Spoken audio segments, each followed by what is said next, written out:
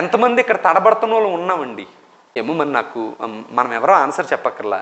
అయితే మన చర్యల్ని మన మాటల్ని పరిశీలిస్తున్న వారు ఎవరు అంటే దేవుడు. మనం తడబడుతున్నామా, మనం ఒకవైపు ఉన్నామా తెలిసిపోద్దండి. ఆదివారం చర్చికి వచ్చినంత మాత్రం నువ్వు దేవుని పక్షమని నువ్వు అనుకోకు. నీ ధనం చెప్పేస్తుంది నువ్వు దేవుని పక్షమా, నువ్వు లోకంలో ఉన్నావా అని. నీ ఫ్రెండ్స్ చెప్పేస్తారు నువ్వు లోకమా, నువ్వు దేవుడా అని.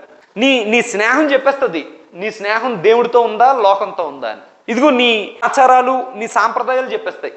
ఈరోజు మనం తడబాట్లో ఉన్నామా లేదని తెలియకపోవడానికి కారణం ఏంటంటే, 4 తాగుబోతులు నడుస్తున్నారు అనుకోండి, తడబడిపోతున్నామని అరే తూలిపోతున్నామని ఎవడైనా ఆ నలుగురిలో ఒకడినొకడు అనుకుంటారా? అనుకోరు. ఎందుకు? అందరూ తూలుతూనే ఉంటారు. అప్పుడు ఎవడో మనలాగా చక్కగా ఉన్నాడు వాళ్ళని చూస్తే వీళ్ళు తడబడుతున్నారు అని తెలుస్తుంది.